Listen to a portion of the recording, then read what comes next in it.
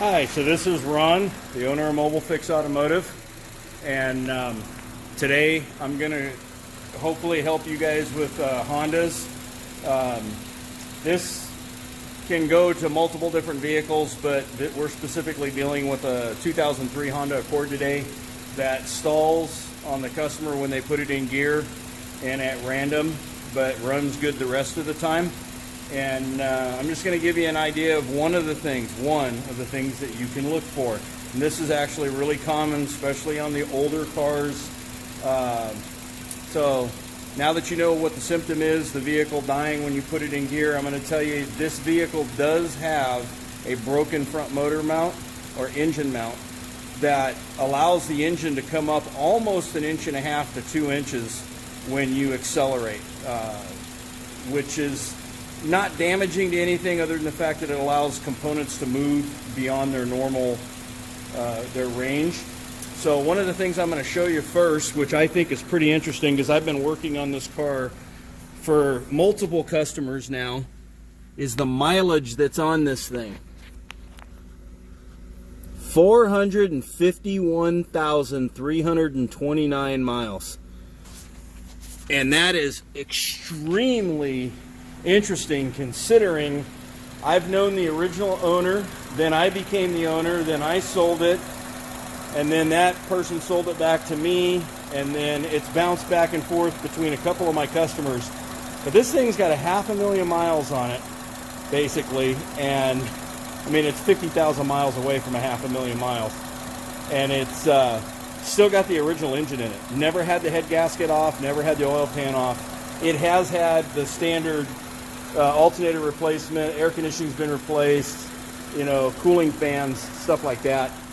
Normal wear and tear, but I know that's not really part of the video, but I think it's really amazing to show people that these engines, these Hondas, man, they can go a lot of miles.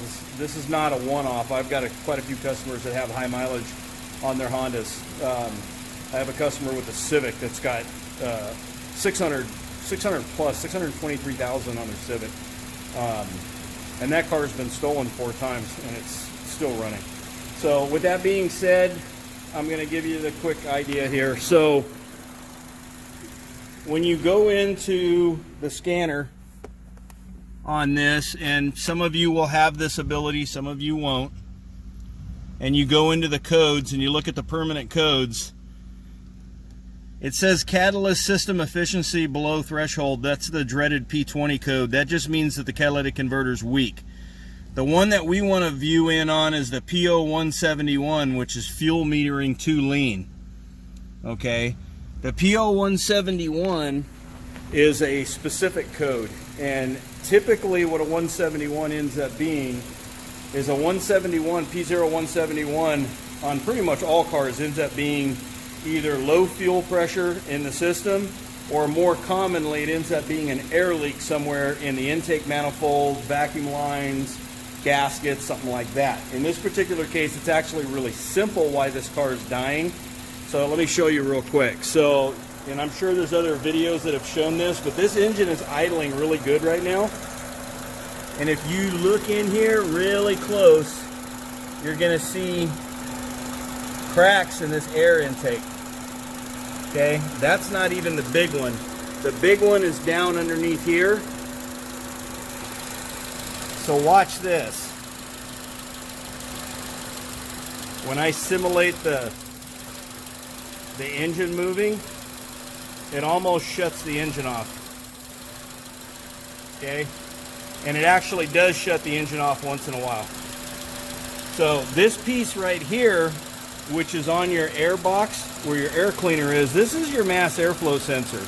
This sensor right here is directly involved with how much fuel the engine gets through the injectors by basically how long the injectors are open, how many milliseconds they're open for.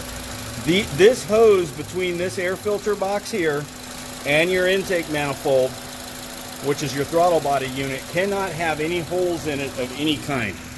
If you have holes in it, you are going to have runnability issues. You're going to have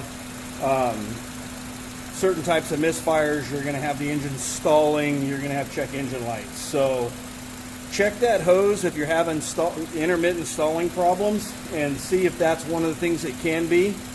And hopefully this helps you out if you've got a Honda that has that hose that's got a crack in it. And take my advice for it. Unless you're just doing it for temporary, please don't wrap it in duct tape. You're never going to seal it 100%. I know there's people out there that do that. I've seen electrical tape. I've seen duct tape. I've seen all kinds of adhesives put on it. The hoses are not that expensive, and they're still available. So I'm not, and I'm going to say this right now, I'm not going to give you guys part numbers underneath the description, because there's actually like 3 different hoses available for this. And if you notice, this one is a SULEV, okay? So this stands for super ultra low emissions vehicle.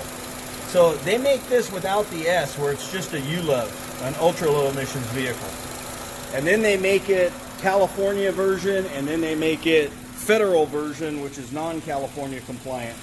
So there's multiple different hoses because there's different side hoses that can plug into it. So unfortunately, if I give you guys the listing of the one that I'm going to use and you don't have the exact platform that this vehicle has, then it's not going to do you any good. So unfortunately, parts numbers, you're just going to have to call your parts house and go from there. So we'll see you on the next video. Make sure you like and subscribe. I'm going to keep doing helpful tips to see if people can figure out what's going on with their own cars, and kind of pay forward some of the information that I've received in my lifetime. So go from there. Once again, my name is Ron, and I will see you guys on the next video.